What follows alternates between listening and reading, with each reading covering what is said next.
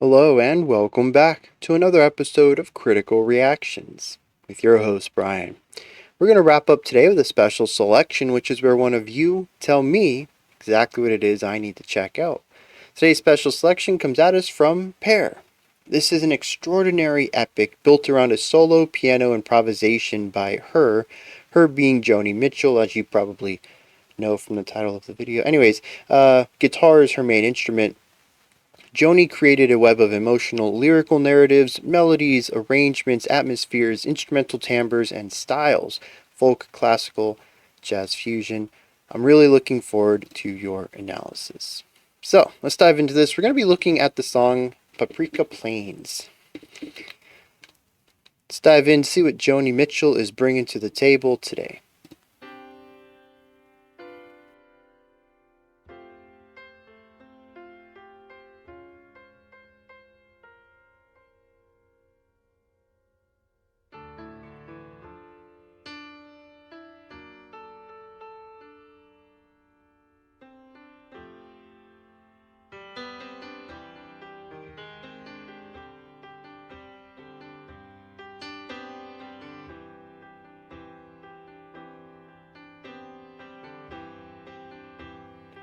And I will say the song is very dynamic. It's going to start out quiet here, but by the end of the song, it's going to be pretty loud. In the washroom, women track the rain up to the makeup mirror.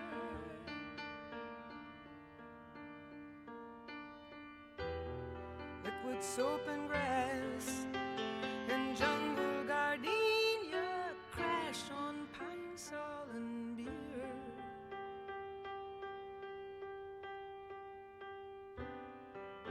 It's stifling in here. Gotta get some air. I'm going outside to get some air.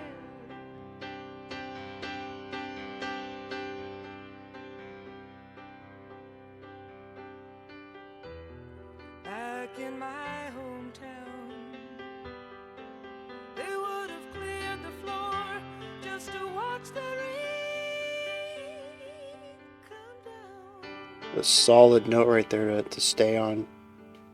There's such sky-oriented people geared to changing weather. I'm floating off in time. I'm floating off in time. Interesting note choices on that too. When I was 3 feet tall and wide-eyed open to it all, with their tasseled teams they came to McGee's general store. All in their beaded leathers, I would tie on colored feathers, and I'd beat the drum like war. I would beat the drum like war. Playing around with the time feel here. I'd beat the drum like war.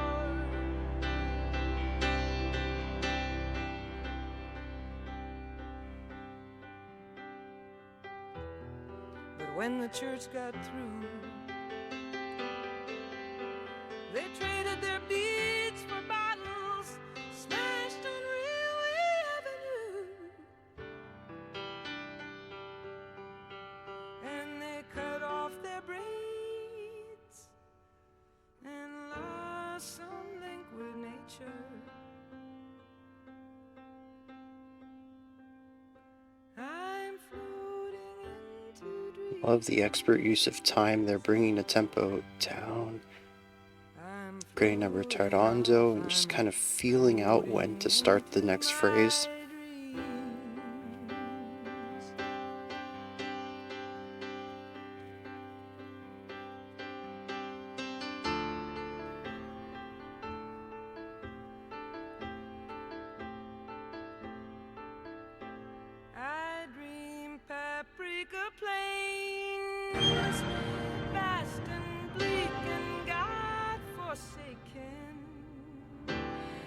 Paprika Plains and the turquoise river snaking.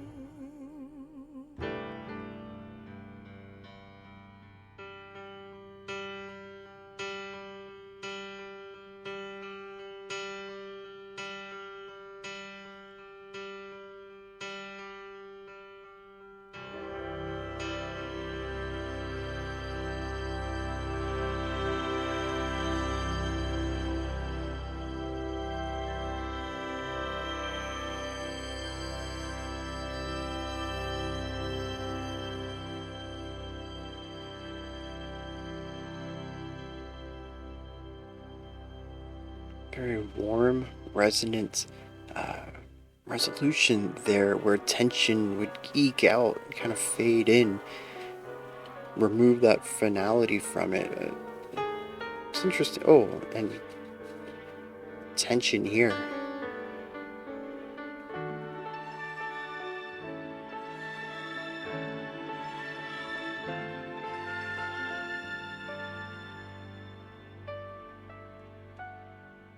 The flutes off to the side, providing the levity, pulling the song out from that tension.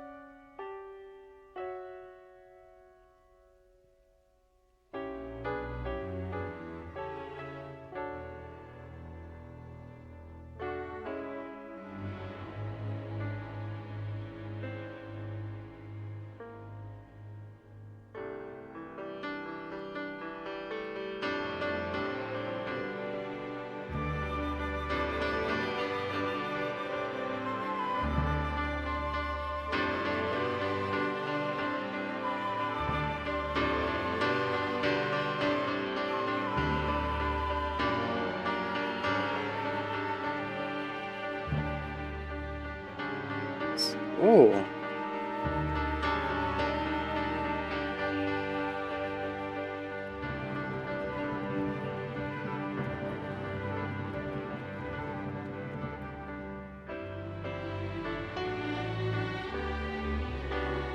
Some interesting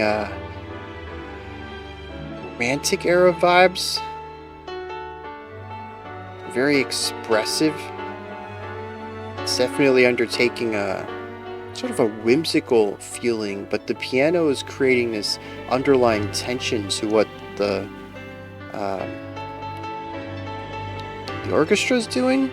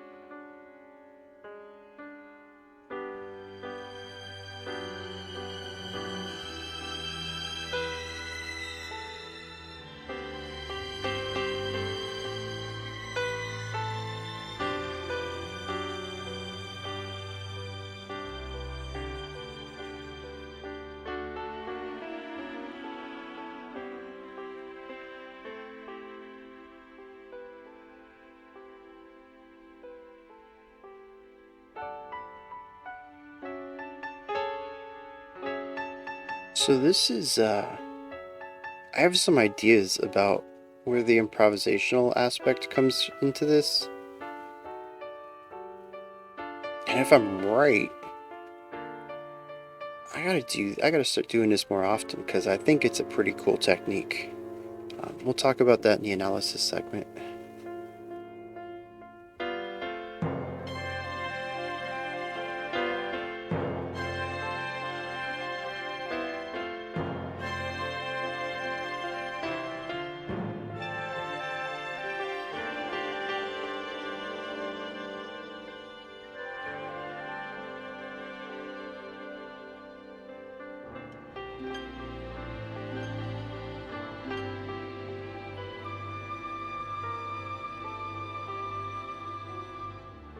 It's interesting to listen to the difference of the harmonic writing of the piano versus the harmonic writing of the surrounding instrumentation.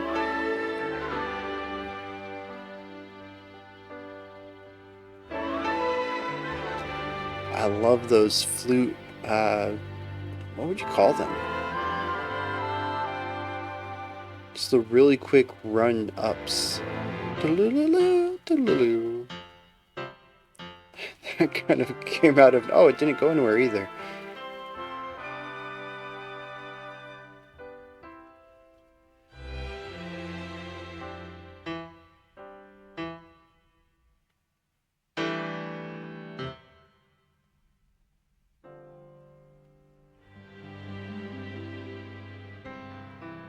The rain retreats like troops to fall on other The rain fields and retreats? streets.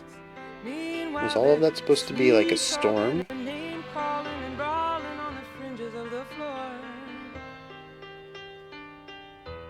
I spot you through the smoke with your eyes on fire from J&B and Coke. As I'm coming through the door, I'm coming back for more.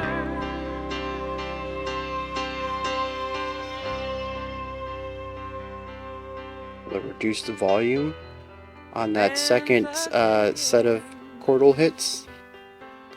You see that mirrored ball begin to sputter lines and spin.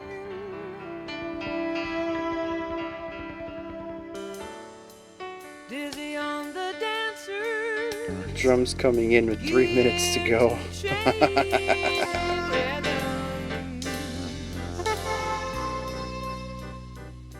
Yeah, tons of reverb on the horns.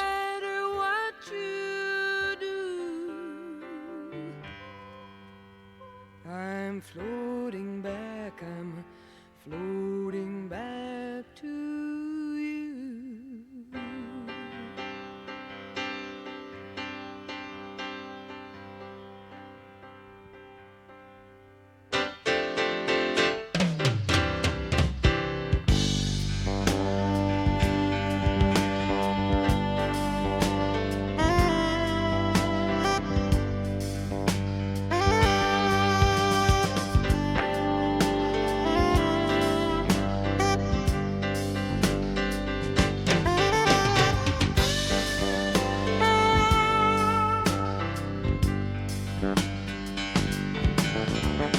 Ooh, bass is tearing it up.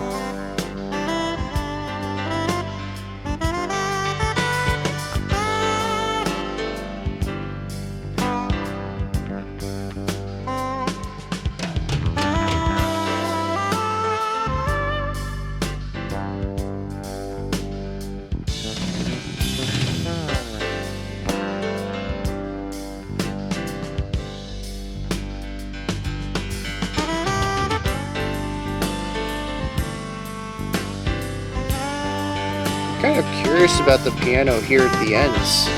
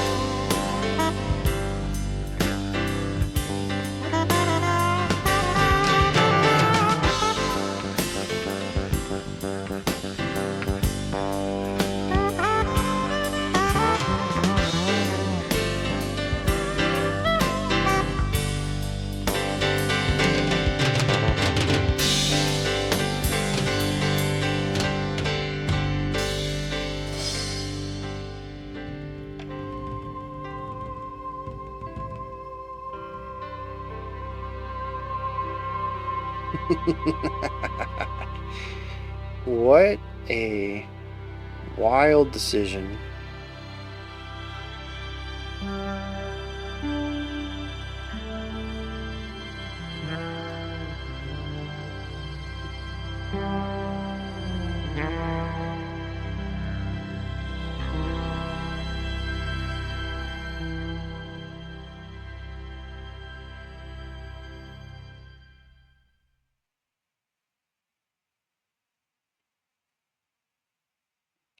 That was something. All right. So I think before we get into any meat of analysis here, we kind of have to go over one thing, and I'm really glad that this was brought up in the context, or else I would not have talked about this at all because it's kind of invisible, which is impressive within itself. The piano part is improvised on this. How I think this goes about being was, Joni ends up playing the piano, noodling around, trying to find something of interest, and decides to record what she plays. And she ends up playing about 16 minutes worth of noodling, hoping for some inspiration in there, only to realize that we don't need to pick ideas out of this. We're not looking for specific concepts to build a song off of. What if we just built the song on top of this? And so I believe she took her piano noodling, put that in as the core foundation to the song, and then built everything else around that. Wrote lyrics to go on top of the beginning and third to the last section. Wrote an orchestral part to go around in the middle. Wrote a jazz part for the ending, and sort of superimposed this stuff on top of the piano noodling. And that actually, I mean, one, it's a fantastic idea. It is a great way to get around writer's block. I've done it a couple times in the past, but like I said, if I'm right, and this is what happened, I mean, it reminds me I have to do it more often. I think this is a very cool way to go about it. And it completely dictates everything in the song. We're going to touch on that a little bit later. But are we going to? Do I have anything else I want to say? Yeah. It dictates everything in the song, but also it allows the song to be as genre bending as it is. It kind of goes across a lot of places. A bit more of a folk vibe at the beginning. We have the romantic period of classical thrown in there. We have some jazz, some singer songwriter stuff. It is all over the place, and somehow it all works. And it's because having this piano at the bottom being primarily linear, which actually has me questioning. I had mentioned this at the end of the song during the jazz part. The piano just starts going into this 4-bar loop to sit underneath the sax solo. That's what the piano would do in that position, but did Joni already know that that's what she was going to do? Did she get 13 minutes into this noodling and already know, okay, this is just going to be the basis for everything. I want some jazz stuff here. I'm just gonna play this loop for a while. Or was that a part that might have been pre-composed? Everything else was noodling, was improvisation, except for that part, and that was done afterwards to ensure that the piano part works well with the saxophone, because it's the only point in the song where the saxophone one shifts to this idea of being harmonic accompaniment, which again, if you're just noodling, you're not thinking of being an accompanying part to anything. So it's just a very different mindset.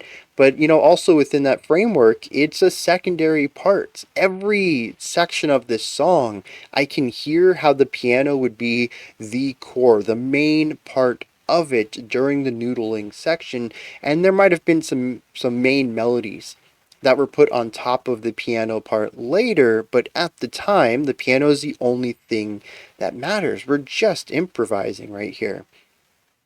So when we get to this section, the piano is not the important part. It just feels less improvisational to me and more structured. And it's quite possible that she did that on the fly during her improv session, but it also feels the most unique to me. The rest of the song I can easily hear just the piano by itself. That moment, I don't know, especially compared to how she had been noodling and improvising up to that point. It doesn't quite fit with the mood she was in the way that she was approaching her piano lines. So I'm kind of curious about that. Is this like 99% improv and then they had to put this piano loop there at the end? When did this come out? 77. I mean, you can hand splice tape. That would have been. I don't know how they would have went over that. Went about doing that, I should say. Maybe it was just part of her improv. It was just start vamping on the piano, jazz style, rhythm section style, where she hadn't been doing that at all this entire time. She just felt like it here. I don't know. That part stands out to me though. It is the most unique section of the piano in the entire song. Now, I had mentioned that the piano line dictates everything. No instrument is able to do anything that isn't based off of something the piano starts. I think that this is interesting, but first I want to go over how the piano dictates it. I mean, the first one, the easiest one, is time feel, tempo, time signature.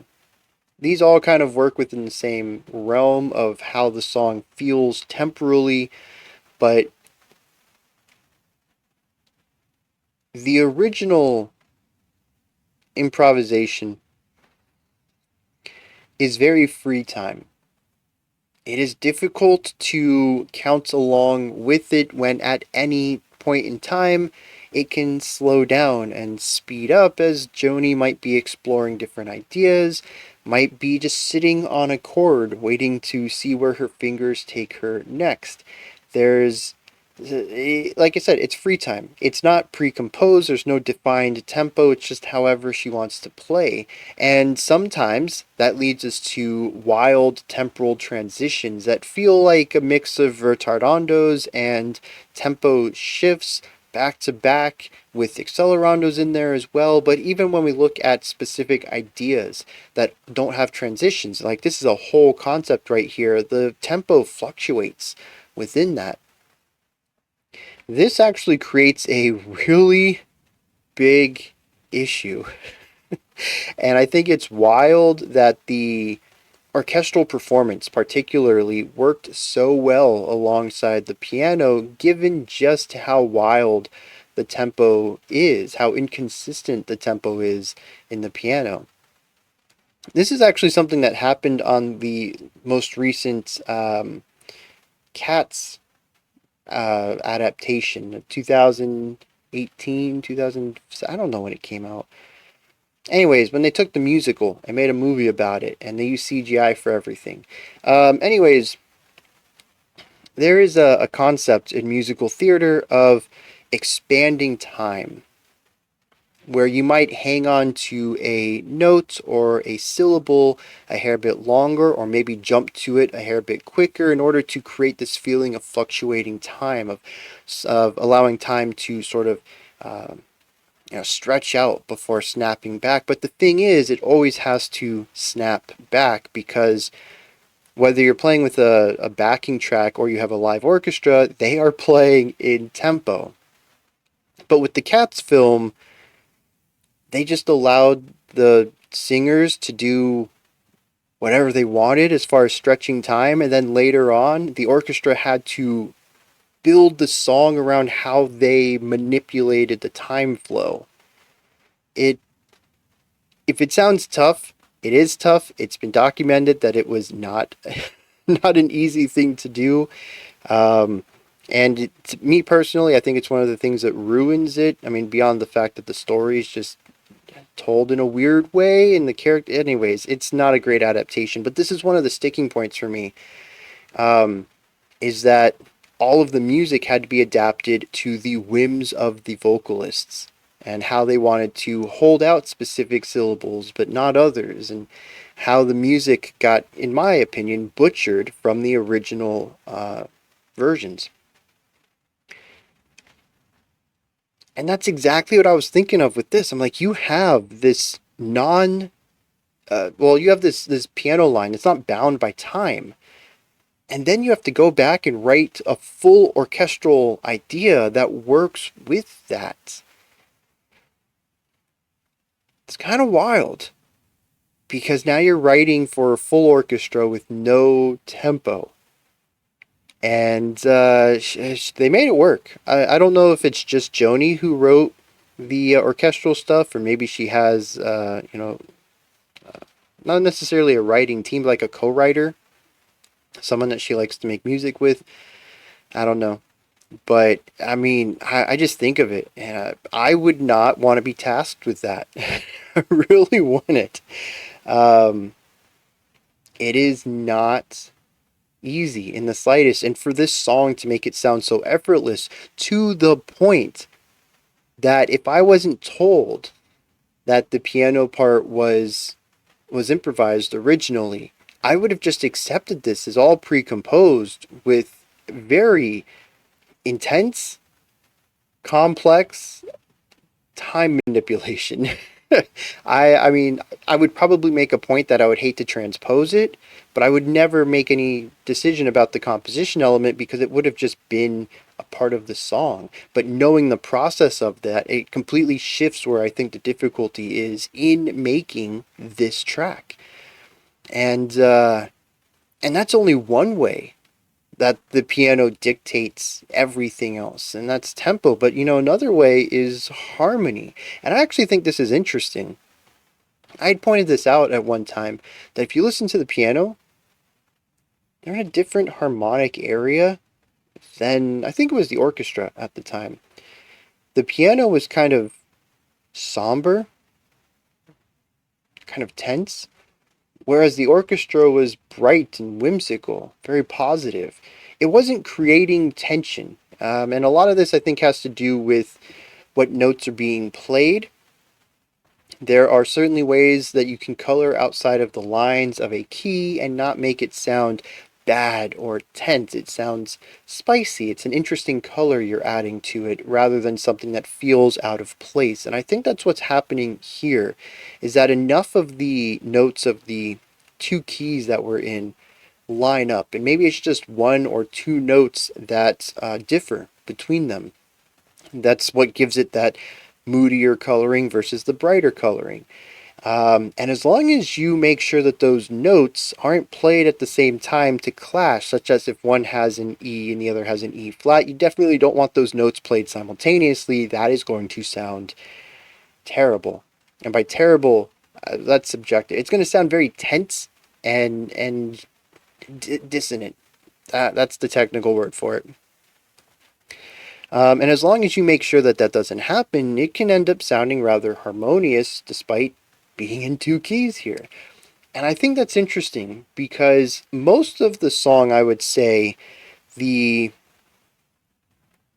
music around the piano has to play what the piano is playing.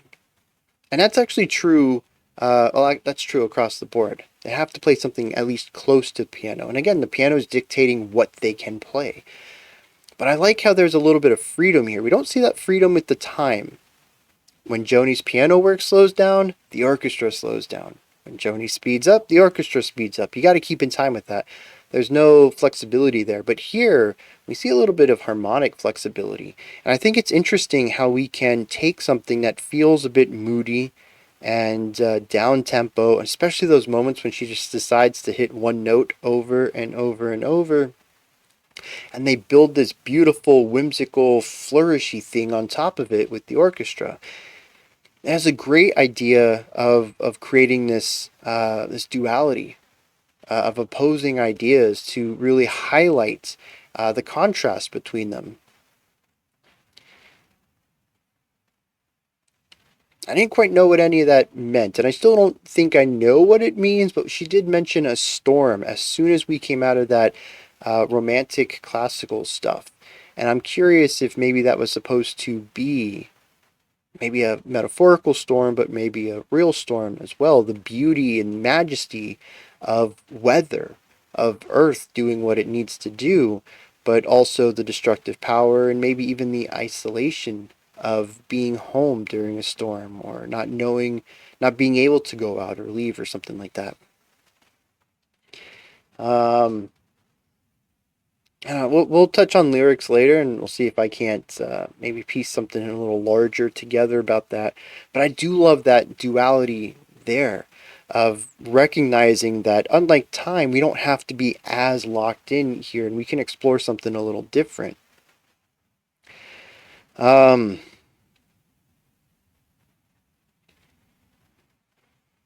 but aside from the improvisational elements, I think the other thing that stands out to me is just the general vastness of sound here, and I don't know that it always works. And I know that this is probably going to be my most divisive opinion here, particularly because it's the one that's going to be a bit negative.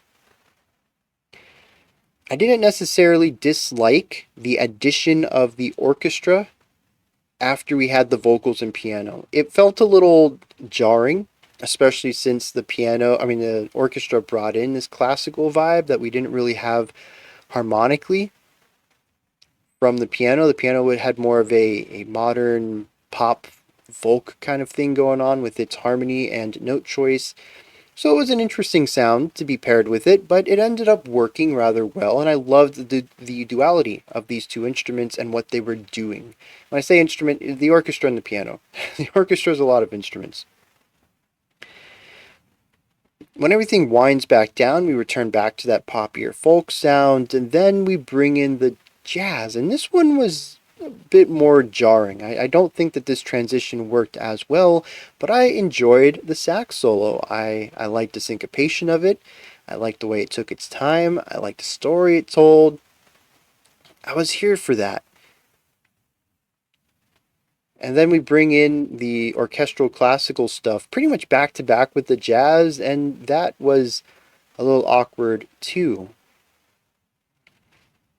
And so I kind of have a dual opinion of this, where moment to moment, I think that the adaptation of the original improvised piano work into something larger works rather well. And I love all of the ways that they found to expand the original piano line into something a bit more full bodied, into something that's more of a song rather than a noodling session.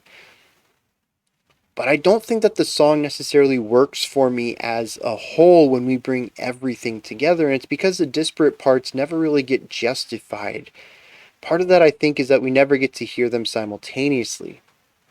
If maybe we could have had some jazzy rhythms underneath the orchestra, that might have helped solidify everything to bring it all together in a sense. Maybe if there was just a little bit more interplay in the, I don't know, the structure of the song, just to kind of bring everything together a little bit more, rather than the segmented way that I feel this song, which is folk, classical, folk, jazz, classical. And it's like these very defined moments of when things change, and that heavy definition is what makes it feel so disparate. I don't know, maybe the segmented component is intentional. It is interesting, though, to remember that the piano line itself is not segmented. It's only what was added onto it later. And I think that's kind of wild, too, to take something that is, in a sense, wholly fluid. Every idea was a stream of consciousness movement from the previous idea, and to build it into something that feels as segmented as this is, that kind of blows my mind as well. I suppose the other thing, though, to take into consideration is that this was 1977. Is that what I saw? And there's a lot of progressive music at the time that had no problem doing something like this. And it's something that's kind of rubbed me the wrong way every time it pops up, but I'm trying to keep myself in check with that, reminding myself, hey, this was also, a product of its time, and this was fairly common uh, in the 70s. And it's not something I necessarily enjoy, but that doesn't make it wrong or bad. But it is something that has consistently popped up in progressive music from the 70s and even parts of the 80s, where the music was there to tell a piece of a story, and when the scene changed, hypothetically or metaphorically, the music will change as well. Not with necessarily any fluidity, just smash cut it. And I get the concept behind it. I prefer having fluidity between ideas, and I value that greatly. So there's always that angle too. Is there anything else I want to add to this?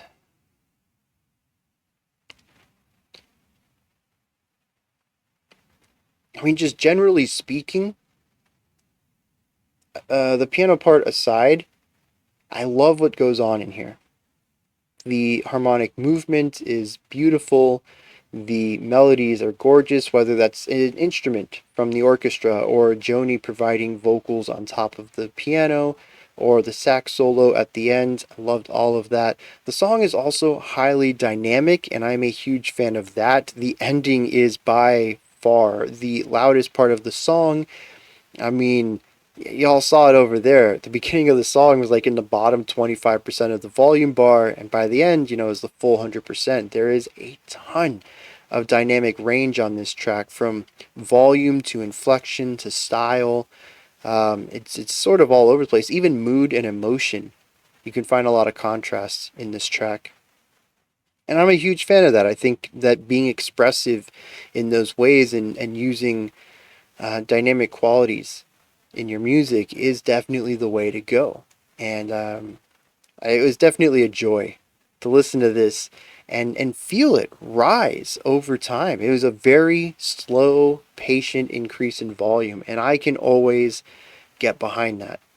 Even if the growth itself musically isn't necessarily my cup of tea, I will praise that patience to explore the volume and the layering in this way.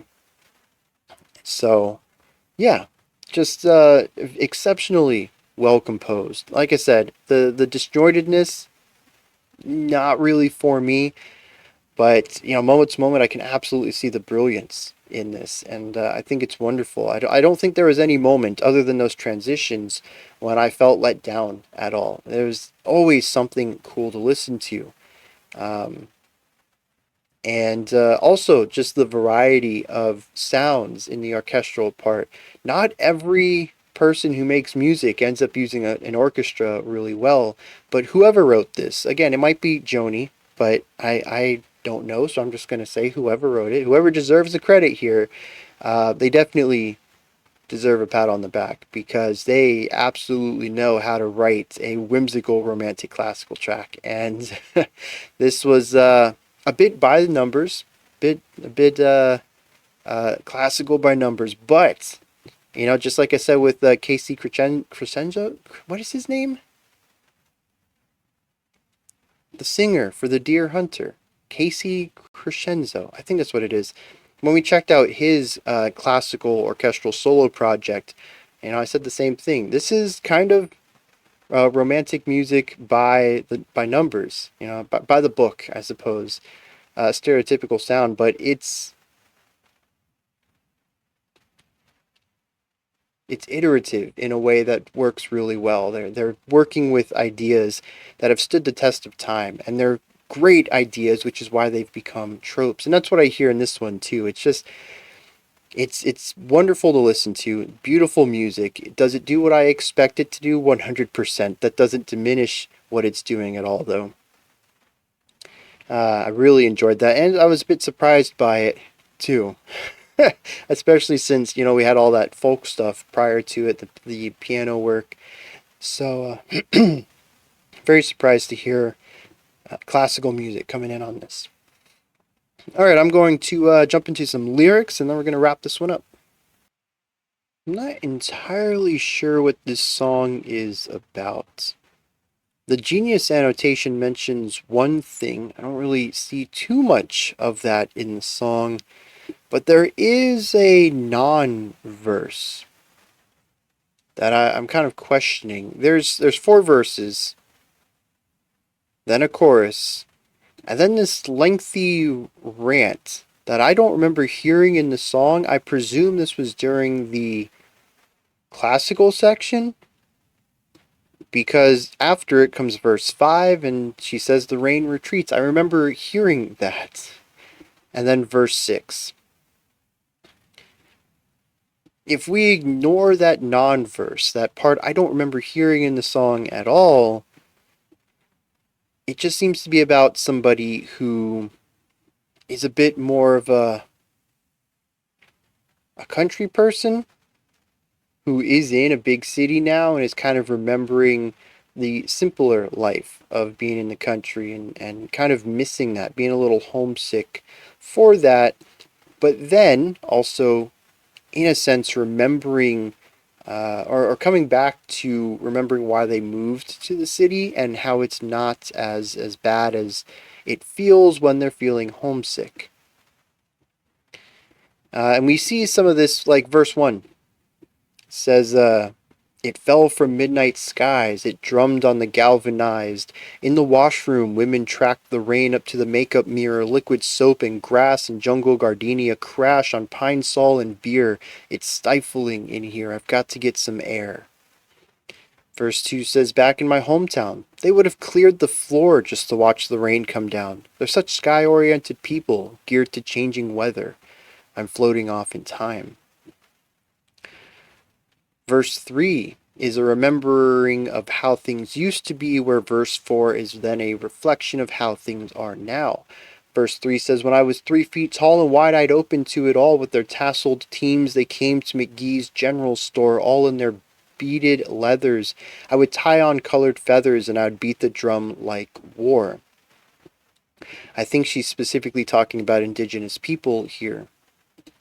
She says in verse 4, though, but when the church got through, they traded their beads for bottles. Smashed on Railway Avenue, they cut off their braids and lost some link with nature. So as people began to colonize the lands of the native people, they also were exposed to this new culture, and the indigenous people gave up their old culture to take in this new one. She says, I dream Paprika Plains, vast and bleak and God-forsaken, a turquoise river snaking. So there's a little bit of this concept of, again, her being where she's at right now and remembering her home, remembering where she came from, remembering her childhood, just contrasting that with the way things are now. Then we have the big classical section, and verse 5 says the rain retreats.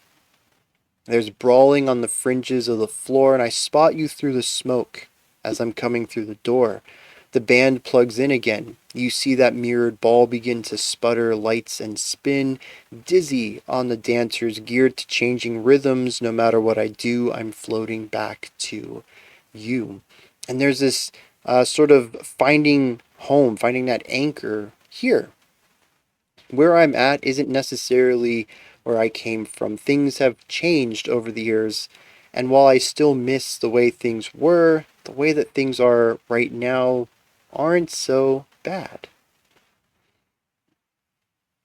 That's kind of what I get out of this.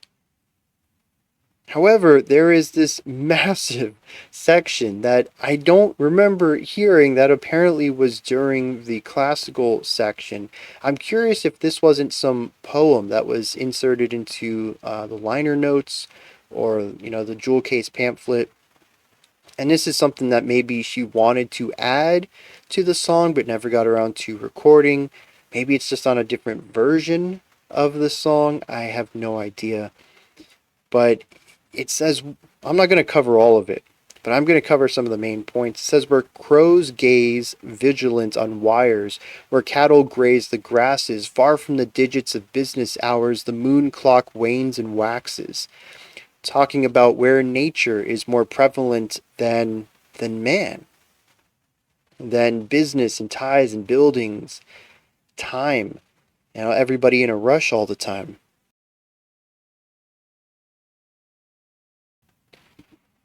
She says, how can they go through this emptiness? How came they to this dream?